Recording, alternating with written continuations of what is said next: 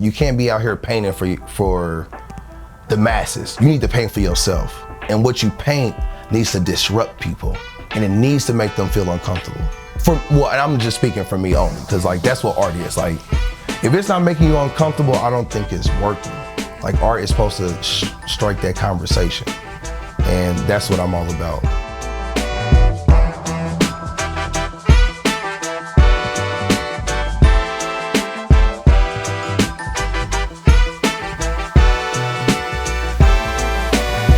My name is Matthew Cooper. I'm from Indianapolis, Indiana. I'm a full-time artist and teacher. Born and raised right here in the city, Far East Side. I guess my upbringing, I would have to say, really kind of cultivated who I am and how I see things and how I interact with people. Everyone has like this ideal of like what family should look like and how it should be brought up, but I definitely had like a dysfunctional way of like being raised.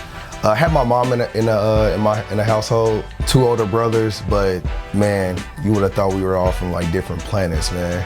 And no one was really pushing creativity in the house. It was more so like sports and military.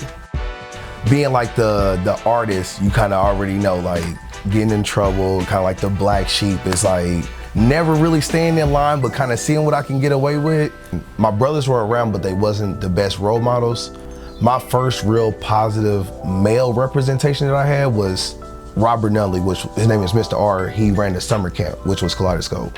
That was the first time I seen a guy who literally drove a minivan, a trail mix, and went outside. And I know that's like sound so basic, but in our culture, like black men don't drive minivans. They really don't hang out at summer camps and spend their extra time volunteering to make sure the youth has someone to like look up to. And on the flip side, the dude was outside in nature all the time. He was just someone that saw that I had like a little bit of creativity and was like giving me supplies, allowing me to come to like the camp and like paint on the walls and stuff like that. So he was definitely like pouring into me. And he was like somebody that I still talk to and communicate. And it's like, that's why I want to be this person that I am. Like always giving back to kids, like always being a champion for them, because there's a lot of kids that ain't got parents. So when I went to school, it was really on the hump of getting away from my upbringing, but also like no one ever told me what to major in. Painting kind of landed in my lap because I was jealous. I was so mad that they were painting and no one taught me, and this is what art is. I was like, oh, I'm about to teach myself how to do this. Like, I gotta do this, right? So I had like some basic like trash acrylic paint, and that's where I did that first painting out there. It's like being here in Indy, an artist, and like the culture of support. What is it like? I didn't have that much confidence in the beginning. Right, you know what I mean? right. To be honest, like, and I was just really nervous to kind of show up and participate in it. But as I kind of like start to show my face and got out more, the support and love was there, definitely from the city. And I think they're progressing and getting more like, have a better understanding as far as like the black artists here. Mm-hmm. You know what I mean? So I think they were kind of like, it wasn't really many black artists that was doing like that type of high level work. So when you come in with a new mix-up and trying to shift that culture, yeah, it's hard. Either you're gonna be the pioneer or I just know. be the guy who just looks crazy. You know what I mean? Yeah. But in both ways, you're a hero in a sense. Yeah. So, and I'm not saying I took on either one of those hats, right? I'm just saying like somebody spearheaded a new way of like how black artists were being showcased in the city, and now it's starting to become a more like starting to just be appreciated. Organizations like GANGGANG get involved. Right. And they're doing so much with the black artists here in the city that honestly it's making everybody want to kind of stay here and do something collectively together. It's got to keep moving forward. I mean, I think that's what's so important is like the talent was here. Absolutely. You know, it's just, you've got to recognize it and support it. Yeah, you got to make an effort. Recognize it and support it. Yeah. Not just only on certain months. Right. Not during a certain time when you know you got to represent for us. The subjects you have are so unique, and the stories you're telling are unique as well. So give me some ideas of just what you were thinking and why you choose the subjects you do. So when I first started painting, like I didn't know really what subject to really, you know, latch on to. Really, and then within that, I just kind of went with like the whole like black history, telling our story, but I wasn't like really being original with that. Right. And I know I didn't want to do like iconic figures all day, like Tupac, Biggie, Bob Marley and stuff like that. I mean, I got you. Much respect, but I feel like there was a different way to kind of tell our story. So this was like my literal very first painting that I did. I was home, I was really sad though, so I just had like some of my old art supplies, and I was like, you know what, I'm gonna just like paint. So I was kind of thinking about like the time that I was in. I was just had my son. I was in this apartment, wasn't really making no money. I was actually working for this made-to-measure company, and I was walking around selling bow ties. Really? So yes, I would wear like this suit all day, and I would walk around Mass Ave. Yeah. But when I went home, I would be working on this like all day and night, just to kind of keep like that passion that I had going. No, totally. You know, and I never want to kind of give up that thing that kind of kept me sane. So this one is titled Blue Rose. And it's to speak about like this African American who is mixing with this Italian Renaissance.